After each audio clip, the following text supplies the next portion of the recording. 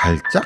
넘어져서? 멍? 에이, 이건 거짓말입니다. 국소적으로 그럴 수 있지 이런 광범위한 멍은 전혀 아닙니다. 2021년 11월 3일 가을의 끝자락에 접어든 그날, 부산광역시 영도구에 위치한 한 사찰에서는 조지스님과 신도들이 방생 행사를 준비 중이었습니다. 오후 6시경 행사 준비를 마친 절 관계자와 신도들은 방생을 하기 위해 절을 떠났습니다. 그리고 몇 시간 뒤인 새벽에 다시 절로 돌아온 관계자들은 큰 충격에 빠졌습니다. 당시 절의 직원인 남성 오씨가 창고에 갔다가 바닥에 쓰러져 있던 여성을 발견했는데 이미 사망한 상태였다고 합니다. 여성은 절에서 일하던 49세의 김자영 씨였습니다. 방생 행사를 위해 대부분 절을 떠나고 조용했던 시간, 창고 안에서 혼자 사망한 채 발견된 자영 씨. 신고를 받은 경찰은 김자영 씨의 시신을 보더니 바로 수사에 착수했습니다. 사망한 자영 씨의 얼굴, 양팔과 손, 그리고 다리와 발 등에서 광범위한 멍이 있었던 겁니다. 경찰은 사건 이틀 후부터 절 관계자들을 참고인으로 불러 조사했습니다. 먼저 절의 원주 역할을 하던 갑자 스님의 친딸인 명 씨를 불렀습니다. 명 씨는 절의 사무장으로 신도 관리와 실무적인 일을 도맡아서 하는 사람이었습니다. 자영 씨의 상처에 대해 묻는 경찰에게 명 씨는 이렇게 진술했습니다. 자영 언니가 가끔 발작을 했는데 저희가 진정시키는 과정에서 멍이 들기도 했고요. 발작하다가 스스로 넘어지고 문에 받치고 하면서 상처랑 멍이 잘 생겼어요. 명 씨 말고도 절의 주지를 비롯해 절 관계자들은 자영 씨의 상처에 대해 비슷한 이야기를 했습니다. 그런데 부검을 하자 진술과는 다른 상처들이 드러났습니다. 멍이 들어있던 신체 부위엔 피와 연부 조직 출혈뿐 아니라 광범위한 근육 출혈 및 부종이 발견됐습니다. 빈혈상의 내부 장기와 혈색소, 대뇌의 오른쪽에서 필름 양상의 경막하 출혈을 발견했습니다. 또 피해자의 전신에서 출혈이 치유된 다수의 과거 손상과 현재 손상이 혼재되어 있어 상처나 멍이 단기간에 생긴 손상이 아니라 반복된 손상으로 보입니다. 부검인은 피해자의 피와 연부 조직, 즉 피부 및 지방, 섬유, 근육 조직 등에 다량의 출혈이 발생해 순환 혈액의 양이 상당히 감소하여 피해자가 사망에 이른 것으로 보인다며 사인을 외상성 쇼크로 판단했습니다.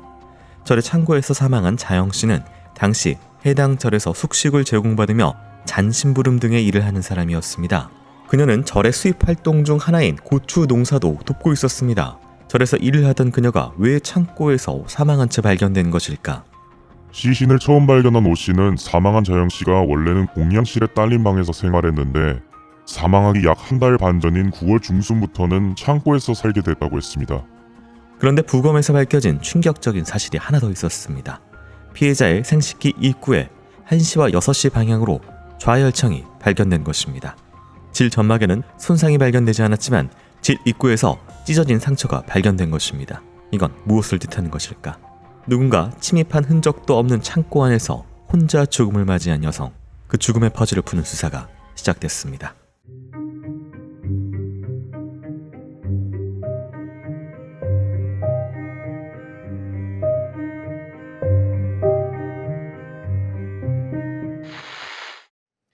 안녕하세요. 이곳은 크라임, 저는 진행과 연출을 맡고 있는 김PD입니다. 날카롭고 정확한 분석으로 대한민국의 정의를 세우고 계시는 배성훈 프로파일러님 모십니다. 예, 안녕하세요. 배성입니다. 반갑습니다. 네, 반갑습니다. 크라임한 여름철 꿀잠을 도와줄 코즈코즈 프로즌 냉감 패드와 함께합니다. 네, 오늘 준비한 사건은 2021년 11월 4일 부산 영도구의 한 사찰에서 발생한 사건입니다. 참고로 이제 사건 모든 관계자는 가명으로 이야기를 했고요. 법명 같은 것들도 현실 없는 법명으로 좀 이야기를 했습니다. 발견된 장소와 피해자의 몸에 난 상처를 통해서는 어떤 것들을 알 수가 있을까요? 일단 상황이 좀 묘하죠. 보통 방생은 같이 나가잖아요. 우르르 가서 이제 어쨌든 그렇죠. 행사니까. 예. 근데 이 사람만 그것도 창고에서 그러면 갇혀 있었나? 혹시라도 사고로 갇혀 있을 수도 있으니까. 그런데 문제는 광범위한 멍이 온 얼굴에서 다리, 발 다 있는 거예요. 그러니까 일부 멍은 있을 수 있어. 왜냐, 넘어지거나 네네. 어디 깨지거나. 근데 이제 문제가 발작, 멍, 넘어져서 에이, 이건 거짓말입니다. 그건 일부지. 국소적으로 그럴 수 있지 이런 광범위한 멍은 전혀 아닙니다. 그렇다면 예를 들면은 이거를 진술을 이렇게 의도적으로 했다라고 저 모르겠어요라고 안 하고 그건 그런 거예요라고 설명을 해준 거니까. 그건 이제 완전히 그럼 은폐죠. 알고 한 거짓말이니까 이것은 명 씨가 사건의 관련자일 가능성이 높죠. 그리고 이게 지금 보면 빈혈상의 내부 장기 와열색소라는 뭐 이런 이름도 있고. 그러니까 이제 말하자면은 맞아서 실핏줄이라든가 안에 있는 어떤 것이 터져가 거기서 피가 새는, 그래서 멍이 든. 근데 그것도 상당히 위험한 내부 장기 및 오른쪽 경막하 출혈. 상당히 위험한 형태거든요. 네. 이거는 오랫동안 맞아서 피가 흘렀는데 치료받지 않고 자체적으로 응고가 일어났다가 다시 터졌다. 또 터질 일이 뭐 있어요? 또 맞았던 거지. 이 반복적인 학대, 이건 굉장히 위험하고 법적으로 형사적으로 문제가 될 수 있습니다. 그리고 이게 또 특이했던 부분 중에 하나가 질 입구에 1시와 6시 방향으로 좌열창이 있었고 질 전막 안에는 손상이 없었다. 그러니까 그거는 외부에 상당히 뭔가가 있었던 거죠. 그러니까 이게 성폭행은 아닌 건가요? 그렇죠. 질 점막 안쪽에 손상이 있다면 삽입관관이나 뭐 아니면 유사관관 같은 게 될 수 있지만, 이건 열창이라는 것은 외음부 바깥쪽이 네. 일종의 까이거나 거기서 공격을 받은 거죠. 바깥쪽을 누가 공격을 했다. 그렇죠. 이거 만약에 그랬다면은 이거는 남성보다는 여성이 가까운 거고, 가학 학대 뭐 이런 그렇죠. 거. 학대 같은 거죠. 약간 성적인 학대 포함한 네. 그런 학대라고 보는 게 맞겠죠. 이 사건이 발생한 영도의 절은요, 갑자 스님 여성입니다. 갑자 스님이라는 사람이 골동 스님, 이 남성이에요. 골동 스님이라는 사람하고 3억 2천하고 6천만 원을 출자해서 이제 매입을 해서 운영을 하는 곳이고요. 이 어느 종판지는 확인이 되지 않습니다. 갑자 스님이 출자를 더 많이 해서 원주 역할, 그러니까 더 지분이 많다 하고 있었고, 이 갑자 스님 여성의 자녀들이 지금 명시하고 같이 운영하고 있던 상황이라고 볼 수가 있습니다. 이런 좀 특이점, 운영상의 특이점이나 뭐 그런 부분을 볼 수가 있을까요? 마치 가족 기업이잖아요. 가족이 운영하다 보면은 가족이 수익을 내야지 먹고 살아야 되는, 그게 연결이 되긴 그렇죠. 하겠네요. 그러려고 하면은 네. 이제 신도수를 확대해야 되고, 네. 아니면 뭐 내부 수익 사업을 해야 되고, 그런 과정에서 소위 말하는 가족 기업 내에서의 임금을 지불해야 되고, 거기 노동자를 고용해야 되고, 그게서 이제 흔히 말하는 부당 노동 행위라든가 이런 형태가 분명히 불법적인, 충분히 현실에선 존재하고 경찰에서도 수사가 가끔씩 되는 네. 그런 상황입니다. 그런 부분에 있어서 자영 씨 같은 경우는 여기서 숙식을 하면서 고추농사, 잔심부름을 해오는 사람이었다. 그러니까 뭐 뭐죠? 그냥 보살인가요? 심부름꾼처럼 보이네요. 그러니까 네. 예를 들면은 조계종에서도 거기서 이제 거사님들이 계세요. 일 봐주는 거사님들. 네. 예를 들면은 장작을 해서 한다든가. 근데 그런 분들이라 하더라도 상당 부분 임금을 뭐 드리거나 상당히 체계적이에요. 조계종 같은 경우는 큰 사찰이 많기 때문에 그렇지 않은, 그렇게 되면 안 되지만은 네. 종교단체라든가 사회복지시설은 그런 노동법을 약간 어기거나 상당히 탈법적으로 운영한 경우가 가끔 있습니다. 봉사라는 명목으로. 그렇죠. 네. 임금을 줘야죠. 네. 그런데 종교적인 어떤 걸로 뭐 이렇게 퉁치거나 그런 경우가 사실은 현실적으로 존재합니다. 알겠습니다. 이런 맥락 하에서 49세 여성이 굉장히 참혹한 모습으로 창고에서 발견이 됐었는데요. 사망한 자영 씨 그리고 이 절 사이에 어떤 연결고리가 있는지, 그리고 자영 씨 어떤 계기로 이 절에 오게 됐는지를 살펴보도록 하겠습니다.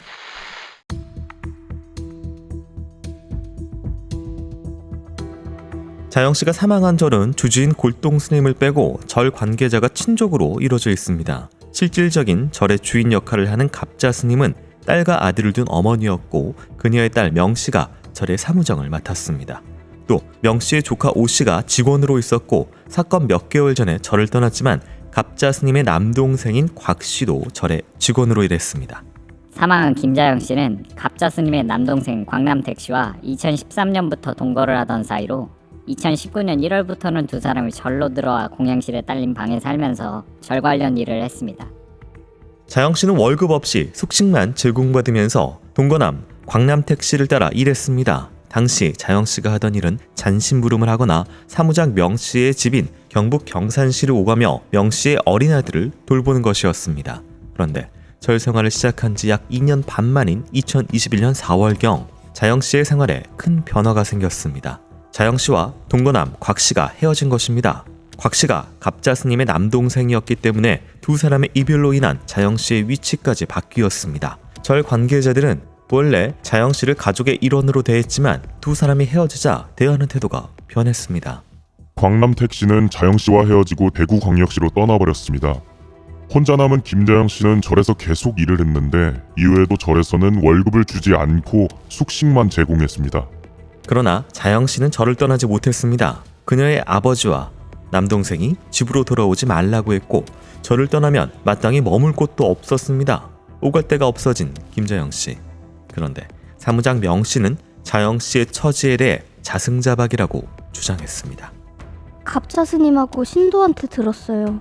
골동 스님하고 자영 언니가 절 안에서 성관계를 맺었다는 거예요. 소문이 퍼져서 신도수가 줄까봐 걱정된 건 사실이에요. 언니가 성적으로 문란하니까 그걸 막으려고 제가 일부러 집에 갈 때도 데리고 가고 그랬어요. 명 씨는 김자영 씨가 성적으로 문란해 절에 문제를 일으켰다며 분노했습니다. 이후 명 씨는 지병으로 병원에 입원해 있을 때 자영 씨를 데리고 가 간병을 시켰고 경북 경산시에 있는 거주지에 갈 때도 자영 씨를 데리고 가며 절에서 최대한 떼어놓았다고 했습니다. 당시 자영 씨의 동거남인 남택 씨는 성관계 소문을 듣게 되자 자영 씨와 헤어지고 절을 떠나버렸다고 했습니다. 자영 씨는 이때부터 절의 수입원 중 하나인 고추 농사를 거들게 되면서 노동의 강도가 높아졌습니다. 그리고 사무장 명 씨는 절 곳곳에 설치된 CCTV를 휴대전화로 실시간으로 들여다보며 자영 씨를 감시했습니다. 또 자영 씨에게 골동 스님과의 성관계 일자와 상황을 진술서로 작성하게 했고 이 문제로 절에 끼친 손해금만 3천만 원이라며 자영 씨 아버지가 대신 배상하게 한다는 각서를 쓰게 했습니다. 명 씨는 경찰에서 자영 언니의 성적인 문제로 화가 났다는 점은 인정했습니다.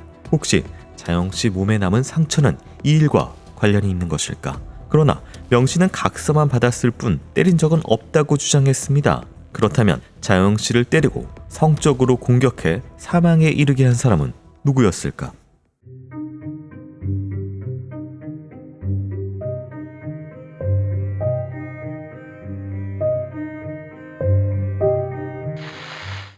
앞서 저 브리핑 내용은 경찰 조사 때 명 씨가 참고인 신분으로 진술한 내용을 바탕으로 되어 있습니다.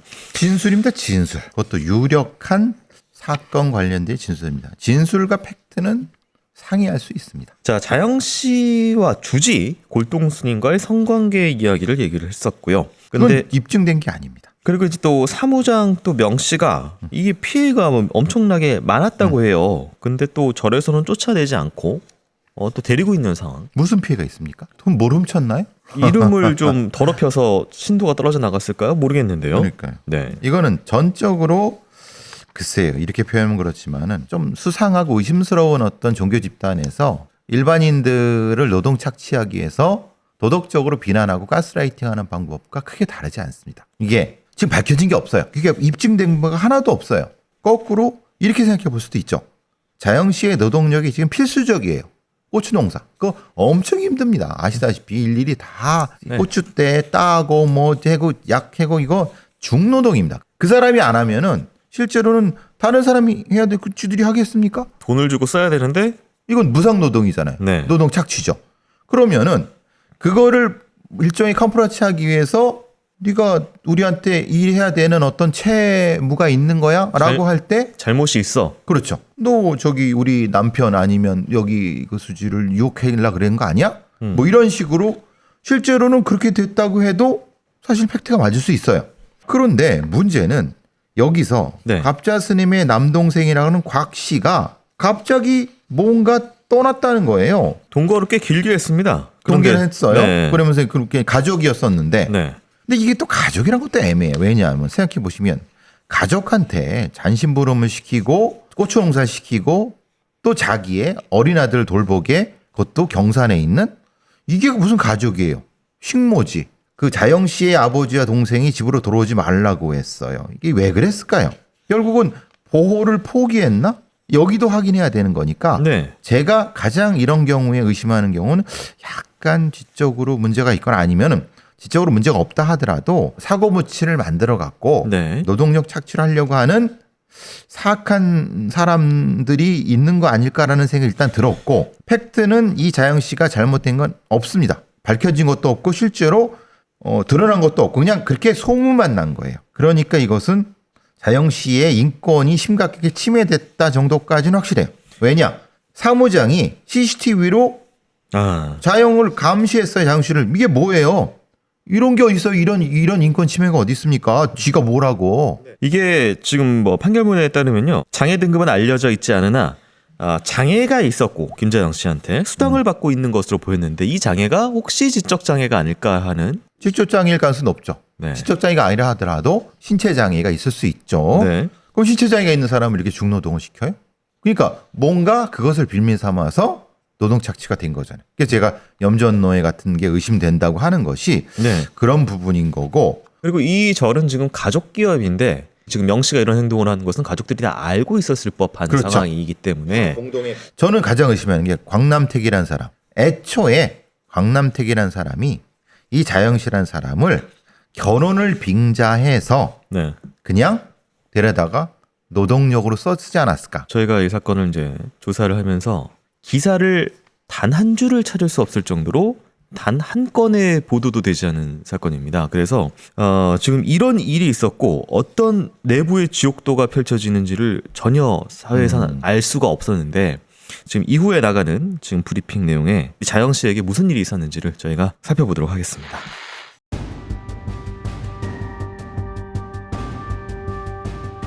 영도 사찰 변사 사건을 조사하던 경찰은 사건 발생 6일 뒤인 11월 10일 절 관계자 중 한 명을 학대치사와 유기치사 그리고 폭행 혐의로 체포했습니다.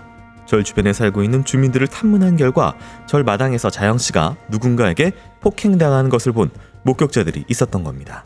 그리고 주지인 골동 스님의 차량 블랙박스에 결정적인 증거가 녹음되어 있었습니다. 자영 씨가 사망했던 날인 11월 4일 골동 스님이 운영하던 차량 안에서 갑자 스님은 이런 말을 했습니다.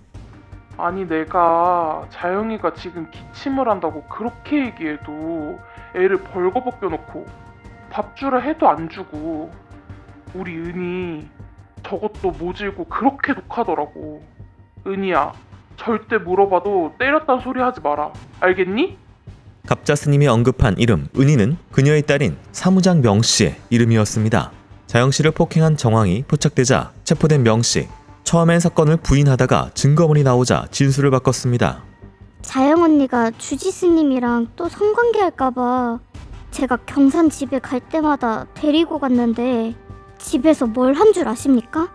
남편이 낚시를 간다고 집마당에서 낚시 도구를 챙기는데 그 언니가 팬티랑 브래지어만 입고 제 남편한테 가더라고요.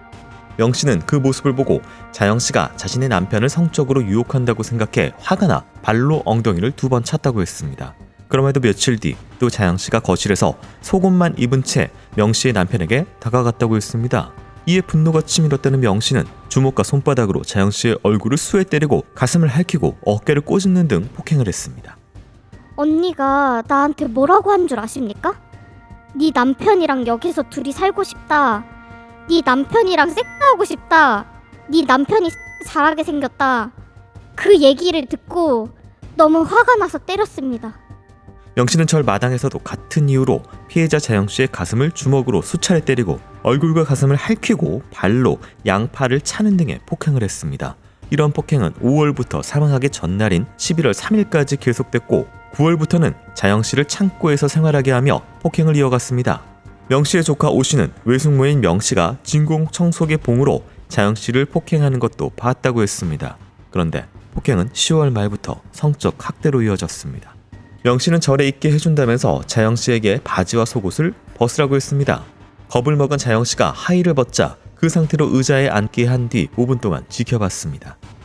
며칠 뒤에는 피해자에게 바지와 팬티를 벗으라고 하고는 명 씨가 피해자를 밀어서 넘어지게 했습니다. 그리고 내 손가락을 피해자의 음부에 3회 정도 넣었다가 빼면서 음부에 피가 나게 만들었고 가슴과 양 허벅지를 핥히었습니다. 사망하기 며칠 전에는 절의 마당 의자에 앉아있던 피해자의 음부를 발로 2회 차서 피가 나게 만들었습니다. 약 6개월간 끔찍한 폭행과 성적 학대를 받은 자영 씨는 몸무게가 급격히 줄고 서서 소변을 보는 등 건강 상태가 심각해지기 시작했습니다.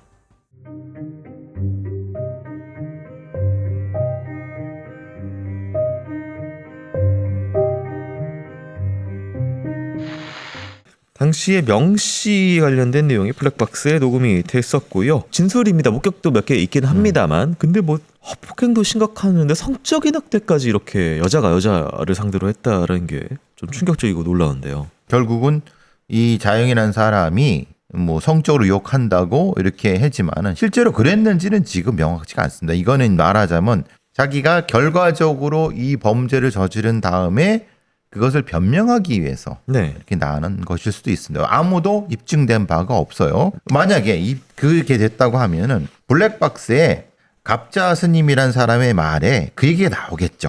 근데 그 얘기는 안 나오고 명 씨가 때렸다는 네. 얘기가 나오잖아요. 그러니까 이 얘기는 정확히 그 팩트를 구별해 봐야 되지만은 제가 보기에는 노동 착취를 하면서 이 자영이라는 사람이 도망가거나 아니면 뭔가 하기 전에 그런 방식으로 일종의 단도리를 하다가 네. 폭력의 수위가 높아졌을 가능성이 훨씬 높다. 근데 이제 폭행과 가혹행위의 이유가 피해자가 명씨 남편을 속옷만 입고 유혹하려고 했고 네 남편과 자고 싶다, 살고 싶다 등의 말을 했다. 그건 가해자의 진술이니까 그거는 전적으로 신뢰하면 안 되죠. 근데 이제 이 무렵에 명씨와 남편이 주고받은 휴대폰 메시지 내용에서도 이런 내용이 있었다고 해요.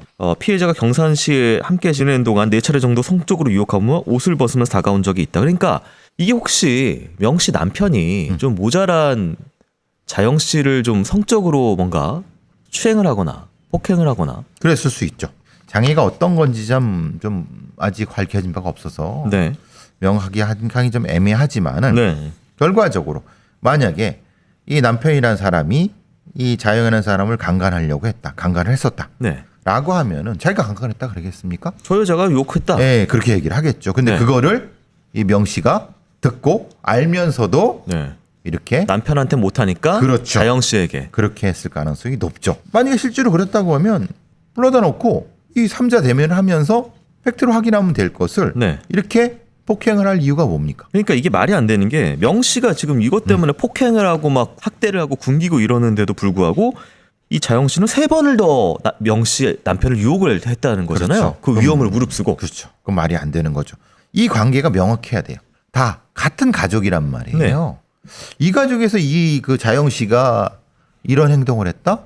저는 선뜻 이해가 가지 않고 이 명씨 모친인 갑자 스님은 자영 씨가 한참 폭행을 당하고 있던 9월 중순경에 자영 씨가 이제 얼굴을 맞아서 밖에 못 나가니까 나라에서 이제 나오는 수당을 자신들이 받기 위해서 자영 씨 얼굴에 화장을 시키고 휴대전화로 사진을 찍어서 행정복지센터에 제출을 해 보자면서 조카 손주인 오 씨에게 문자를 보낸 문자 내역이 남아 있었습니다. 노동 착취도 하고 수당도 장애 수당도 갈취를 한 네. 그런 상황이고 그 과정에서 이렇게 심각한 네. 학대 행위가 발생했다. 그리고 추정하지만 이 명 씨의 남편이 성적인 공격을 했다라면은 성적인 그런 것까지 학대도 포함하는 네. 거고 그 학대에 대한 플러스 명 씨의 가학적인도 그것도 포함하는 네. 게 되는 거죠.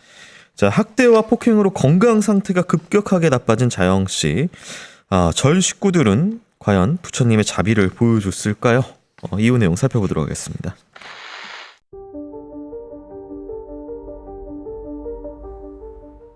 사망하기 이틀 전인 11월 2일 자영 씨는 전신에 기운이 떨어져 일어날 수가 없는 상태가 됐습니다. 밥도 제대로 먹지 못해 입에 떠넣어주는 설탕물만 겨우 받아먹던 상황. 얼마 전부터 자영 씨는 서 있기 힘들어 넘어지거나 의식을 잃고 쓰러지기를 반복했습니다. 절의 관계자들은 모두 이 사실을 알고 있었지만 누구도 경찰에 신고하거나 피해자를 병원에 데리고 가지 않았습니다. 한동안 음식을 제대로 못 먹은 피해자는 전신이 마비가 되더니 이를 가는 행동만 반복했다고 합니다. 사망하기 전까지 이런 상태가 계속됐지만 방생 행사를 한다고 피해자를 창고에 가둬놓고 방치했습니다. 아무도 없던 그 캄캄한 창고 안에서 피해자는 거의 벌거벗은 채 끔찍한 고통 속에 혼자 숨을 거뒀습니다. 자영 씨의 시신을 처음 발견한 오 씨가 절 관계자들에게 전화로 사실을 알리자 이들은 분주히 움직였습니다. 사건을 은폐하기 위해서였습니다. 먼저 갑자 스님과 딸 명 씨는 폭행 장면이 찍혀 있는 CCTV를 없애버리기로 했습니다. 피해자가 사망하고 약 1시간 뒤인 새벽 2시 57분경 주지의 차 안에서 갑자 스님이 대구에 있는 아들에게 전화를 걸어 자영이가 심장 쇼크로 죽었으니 빨리 부산으로 내려오라고 말했습니다. 그리고 명씨도 동생에게 전화를 걸어 절에 있는 CCTV를 싹 다 떼어 가져가라 라고 했습니다.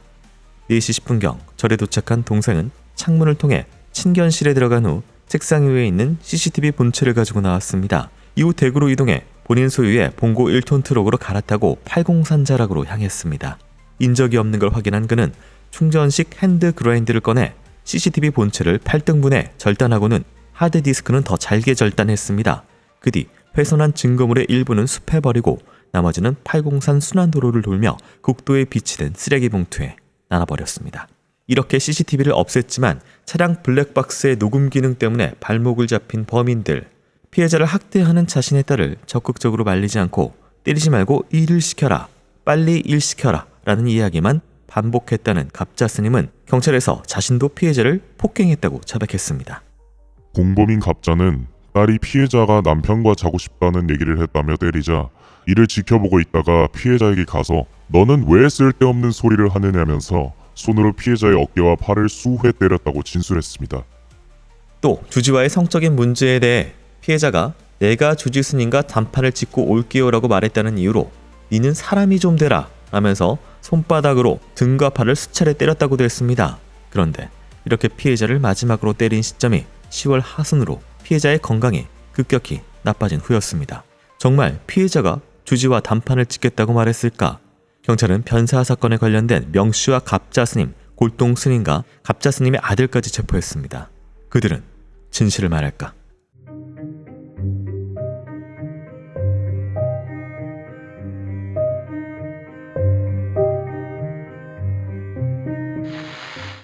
상태가 서지도 못하고 소변을 보고 그냥 설탕물만 겨우 받아먹고 있는 상황인데 창고에 그냥 11월에 옷을 거의 다 벗겨가지고 방치하고 학대치사가 적용이 되고 유기치사가 되는 거죠. 빨리 병원에 데려갔어야 되는데 네. 안 데려갔기 때문에 결국은 사망에 책임이 있는 못된 나쁜 놈들 가족입니다. 이 부분은 왜냐 자신들의 나쁜 그 노동 착취라든가 아니면 네. 폭행을 숨기기 위해서 감금해놨던 거잖아요. 그리고 실제로 자영 씨는 아마도 여러 가지 장애가 있는데 그것을 가족들, 자기의 아버지나 이런 사람들은 일종의 버린 거죠. 이게 두 개 합쳐져가 결국은 이 집단적인 학대입니다. 누가 더 많이 했다고 뭐 이렇게 한 것이 아니라 명씨나 갑자 뭐 이런 다 한패입니다. 때리지 말아라, 그만 괴롭혀라라고 딸에게 이야기를 해도 모자랄 판에 때리지 말고 일을 시켜라 라고 이 원주라는 사람이 같은 한패입니다. 더 비참하게 학대를 해서 이득을 취하는 인간들. 네. 이런 사악한 집단이죠. 네. 그리고 아까 그 조카라는 오 씨라는 사람은 사망한 걸 발견하고 놀라서 연락을 했죠. 그러니까 갑자기 막 팀으로 움직이더니 막 CCTV 떼고 너는 뭐 하고 뭐 하고 이렇게 원팀이네요. 이게. 그러니까 만약에 블랙박스에 녹음된 것이 없었다고 하면은 실제로 밝혀지기가 쉽지 않았을 겁니다. 왜냐하면 증거가 없잖아요. 이거 뭐 주지스님과의 성적인 문제, 남편의 성적인 문제 이것도 계속 신경 쓰이는 게 이 관계된 남자들이 지금 약간 놀이개, 성적 놀이개로 했나라는 생각도 들 정도로. 네. 근데 문제는 명씨의 남편이라든가 이런 놈들의 진술을 그대로 받아들였을지 모르겠어요. 그게 사실 핵심이에요. 왜냐? 누가 이 범죄를 유발했는가에 대한 있던 사법부의 판단의 기준이 되고 수사기관의 판단. 그럼 형량 자체가 완전히 바뀝니다. 왜냐? 멀쩡한 사람을 이걸 누명을 뒤집어 씌워갖고 때려 죽였다고 하면은 상당히 심각한데 우리의 사법부는 이게 일종의 불륜녀 같은 느낌이잖아요. 부정한 여자 이런 느낌을 뒤집어 씌워갖고 네. 왜냐하면 당연히 가해자들은 씌울 수밖에 없습니다. 여기 빠져나가려면. 그게 지금 이 사건의 핵심 같아요. 그게 그리고 어떻게 됐는가. 재판에 어떤 영향을 끼쳤는가. 네, 그렇다면 재판 결과 살펴보기 전에요. 전하는 말씀 듣고 오도록 하겠습니다. 크라임을 주무실 때 들으시는 분들이 그렇게 많다고 하시는데 꿀잠 주무실 수 있도록 코즈코즈 냉감 패드를 소개해드리고자 합니다. 저희가 사전에 다 받아서 체험을 해봤잖아요. 네, 저는 또 킹을 쓰기 때문에 혼자지만 넓은 공간에서 잡니다. 이거 써보니까 확실히 시원하더라고요. 진짜로 깜짝 놀랐어요. 이게 만지는 순간 냉감 패드가 이런 거구나 하고 느낄 정도로 시원하다고 그렇게 느껴지고요. 접촉 냉감 주스인 큐맥스가 0.351로 린넨이나 풍기 인견보다 2~3배나 높다고 해요. 코즈코즈의 전문가들이 직접 연구 개발한 듀라데크 원단을 써서 쾌적함을 유지할 수 있다고 하네요. 일반 친구보다 훨씬 부드러웠어요. 오코덱스 1등급으로 만 3세 미만의 소화형 섬유 제품으로 안전한 소재고요. 한 사이즈씩 올라갈 때마다 10,000원씩 올라가니까 결코 부담스럽지 않은 가격이고요. 지금 링크 클릭하시면요, 30,000원대 무료 배송에 이제 1+1 이렇게 옵션 구매 시에는 베개에 뿌릴 수 있는 필로 미스트, 꿀잠 주물 수 있는 아이템이죠. 이것도 그냥 증정을 해드린다고 합니다. 고정 댓글에 링크로 구매하셔야 프라임을 통해서 구매한 게 체크된다고 합니다. 네, 제일 중요한 겁니다. 올 여름에 이제 잠 못 이루는 밤을 이제 끝내기 위해서 코즈 냉간 패드 바로 한번 경험해 보시길 권해드립니다. 네, 그렇다면 이 재판은 어떻게 결론이 맺어졌는지 이제 1심부터 좀 살펴보도록 하겠습니다. 재판부는 피해자가 주지와 성관계한 것이 사건의 시작이고 피해자가 명 씨의 남편을 유혹했다는 피고인들의 진술을 그대로 받아들입니다. 피고인들은 모든 죄를 인정하고 반성하는 모습까지 보여줬다고 재판부는 인정합니다. 골동스님과 갑자스님 그리고 명 씨 3명은 피해자의 부친 동생과 1억 원에 합의를 했습니다. 유가족이 선처를 바란다는 이유로 명 씨는 징역 6년, 갑자와 골동은 징역 3년, 증거를 인명한 명 씨의 동생은 모친과 누나가 시킨 대로 했다는 이유로 집행유예 2년을 선고받았습니다. 이게 1심 내용입니다. 그러니까 잘 보시면 아시겠지만 애초에 그 자영이란 사람의 아버지와 동생은 제가 보기에는 네. 이 사악한 가족 집단과 일종의 모종의 그 자영이라는 사람을 팔아 넘긴 거예요. 그러니까 내가 케어하면 또 돈 들고 힘드니까 그렇죠. 예. 넘겼고 근데 그거를 혼인 관계로 위장을 한 거죠. 사실혼 관계 같은 근데 이거를 수사기관과 이 재판부는 바보 같게도 그렇게 안 본 겁니다. 그냥 정상적인 결혼 관계를 본 거예요. 그리고 생각해 보시면은 죽은 사람과 그 가족이 무슨 관계가 있습니까? 1억 원을 또 받았어요. 그리고 합의서를 네. 써줬는데 그 네. 합의가 용서됐다는 거죠. 아니 죽은 사람이 용서하지 않는데 그 사람 가족이 용서했는데 무슨 의미가 있습니까? 그것도 사실은 한패라고 볼 수 있는 아버지와 동생이 돈을 받고 합의서 써주니까 그것을 다 선처해 버린 거잖아요. 이런 개판인 재판이 어디 있습니까? 그러니까 이 자영 씨는 학대를 받아서 집에 가고 싶어 해도 야 너 오지 마. 네. 안 받아줘서 거기서 절에서 죽었는데 그렇죠. 죽고 나니까 1억 원 받고 합의해줬다. 그렇죠. 우리가 합의나 선처의 주체가 되는 것은 피해자 편인 사람들이어야 가능한 거예요. 근데 우리의 사법 체계는 그 피해자 편이라는 것을 입증하지 않고 가족 관계면 된다. 그렇죠. 이건 너무 엉망인 거고 전 더 큰 문제는 그거죠. 성관계를 한 것을이라고 하는 것은 그건 범인들의 그냥 주장입니다. 그리고 그 주장을 반박할 피해자는 죽었어요. 그럼 그것을 반박해 줄 주체는 국가인 검사입니다. 검사는 근데 그거를 신경 쓰지 않고 그냥 범인의 말을 듣고 그래 그걸 이렇게 쉽게 끝난 거예요. 이건 수사가 됐다고 볼 수 없습니다. 그러니까 이 피해자는 2번, 3번 죽은 거예요. 2심은 그럼 좀 어떻게 바뀌었는지 살펴보면요. 재판에서 명 씨는 피해자를 성적으로 학대한 것과 발로 음부를 찬 것 등 심한 폭행은 인정하지 않았습니다. 심지어 자신은 9월 전까지만 폭행을 했고 9월 이후에는 자신의 조카 오 씨가 폭행을 했다고 주장을 했습니다. 그러면서 오 씨의 음성이 녹음된 파일을 증거로 제출했는데요. 이 파일은 오 씨의 음성에 나옵니다. 내가 9월 중순부터 피해자가 밥을 먹지 않으면 주먹으로 때리고 발로 차기도 했고 비슷한 방법으로 7번 정도 때렸다라는 진술 내용이 담겨 있었는데요. 명 씨는 조카인 오 씨가 망치와 쇠파이프로 피해자를 때렸다고 증언하기도 했는데요. 이 오 씨가 다시 말을 바꿉니다. 외숙모 명 씨와 외삼촌이 협박을 하고 시켜서 내가 그 파일 녹음한 것이다. 자신은 10월 중 하루 진공청소기 봉으로 피해자의 손등을 몇 차례 때리고 피해자가 사망하기 전날 발로 피해자의 허벅지를 찬 게 전부라고 진술을 했습니다. 참고로 이거는 1심 진행한 이후 2심이 진행되니까 이 녹음을 진행시켜가지고 2심에 증거로 제출을 한 거고요. 그렇죠. 이런 그러니까 추후 증거는 엄격하게 재판부에서 제한을 해야 되거든요. 이렇게 하면 증거 조작이 안 될 게 어디 있습니까? 지금 명 씨하고 이 갑자 이런 애들이 징역을 받을 것 같으니까 자기 가족인 오 씨의 사주를 해갖고 네가 했다고 좀 우리 나눠 갖자라고 해서 책임이 쫙 분산돼 버리는 거예요. 네. 다행히도 2심 재판부는 오 씨가 협박을 당해서 녹음한 것을 인정을 했는데요. 형량이 문제입니다. 형량은 1심 같은 경우에는 명 씨가 징역 6년이었는데 징역 5년으로 줄었고요. 갑자와 골동이 징역 3년이었으나 징역 2년 6개월로 줄었고요. 그렇게 되면 무슨 문제가 되냐면은 집행유예가 가능한 거예요. 집행유예 3년을 다 지금 거의 네. 명 씨만 빼놓고는 네. 다 집행유예가 돼버렸어요. 네. 형을 살지 않았습니다. 이게 전략입니다. 이 사악한 가족과 변호사의 전략입니다. 집행유예 받을 수 있는 경우로 떨어뜨리려고 사실은 오 씨에 대한 얘기를 했는 거죠.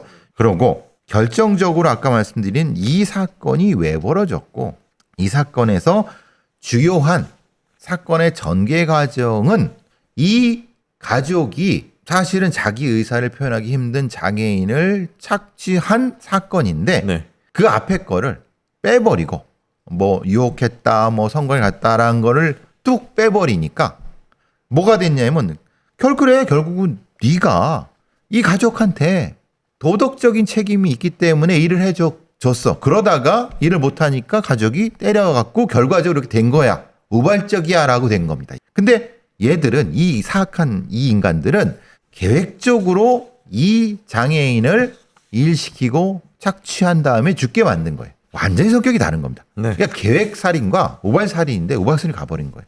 이거를 밝혀야 되는 재판부는 같게도 등 같게도 이걸 안아버리니까 결국은 다 그냥 집행유예예요. 사람이 죽었기 때문에 명의란 5년이 끝났지만 나머지 다 석방이에요. 이게 너무 억울하지 않습니까 이게? 이게 말씀드렸다시피 기사 한 줄 없고 종교의 이름을 뒤집어 쓴 자들이 한 짓이고 그리고 명 씨는 내년에 5년 만기 주소로 내년에 나옵니다. 우리가 왜 그 염전노예 사건 이런 것이 그땐 반짝했는데 그 뒤에는 언론에 사라져 버렸어요. 근데 최근에 어디서 문제가 됐냐면 트럼프 때문에 문제가 됐어요.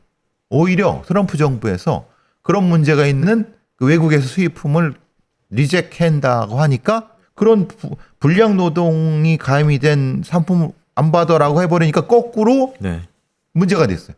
결국은 찾아보니까 염전노예 사건이 해결이 안 됐다. 아직까지도. 오히려 그 가해자들은 잘 먹고 잘 살더라. 지금 이 건도 실제로는 언론이 같이 이게 뭐 이걸 뭐 했다는 것이 아니라 정작 힘없고 사실은 백 없는 약자들을 조명하고 그들의 인권을 지켜줘야 되는 사회 공기로서의 언론이 전혀 작동하지 않은 거예요. 정의가 없죠. 이거는 정의가 아니죠. 너무나 참혹하고 고통스럽게 돌아가셨다 명 씨의 명복을 빌면서 오늘 방송 마치도록 하겠습니다. 교수님 수고 많으셨습니다. 수고하셨습니다.